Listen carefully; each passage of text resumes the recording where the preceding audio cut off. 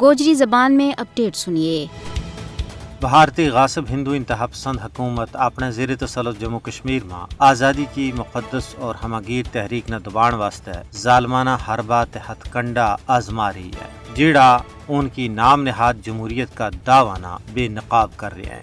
بھارت نے مقبوضہ ریاست جموں کشمیر میں انسانی حقوق کو ہر ضابطوں اور قائدوں اپنا پیرا چت دیتو ہے۔ بھارتی غاصب دہشت گرد فوج کشمیری حریت پسند عوام نہ ڈران دھمکان اور خوف و ہراس پیدا کرنے واسطے روزانہ کی بنیاد پر قتل عام، گرفتاری، دوران حراست لاپتگی، مکانہ کی پان توڑ، چھاپا، محاصرہ اور اذن کی پامالی کر رہی ہے۔ بھارتی غاصب حکومت نے اپنی دہشت گرد فوج نہ کالا قوانین، افسپا اور سیفٹی ایکٹ کے تحت پورو اختیار دے رکھے ہوئے کہ وہ کسی بھی ویلے کسی کی بھی جان لے سکے۔ اس درندگی پر انہوں کو کوئی محاسبہ نہیں ہے۔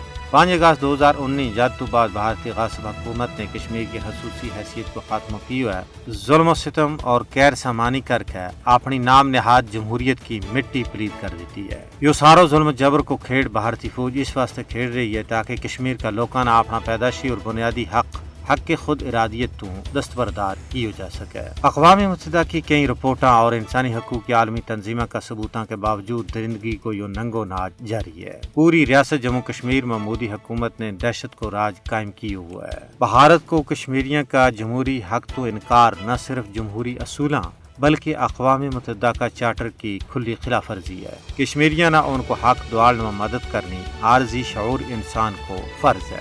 یا اقوام متحدہ کی منصبی ذمہ داری بنے کہ وہ بھارت کا خونی ہتھا نہ روکڑ میں اپنا عملی کردار ادا کرے۔ اگر کشمیریوں کی حالت زار نہ نظر انداز کیو جاتو رہو تو جنوبی ایشیا نے ایک بڑی تباہی تو کوئی نہیں بچا سکتا ہے۔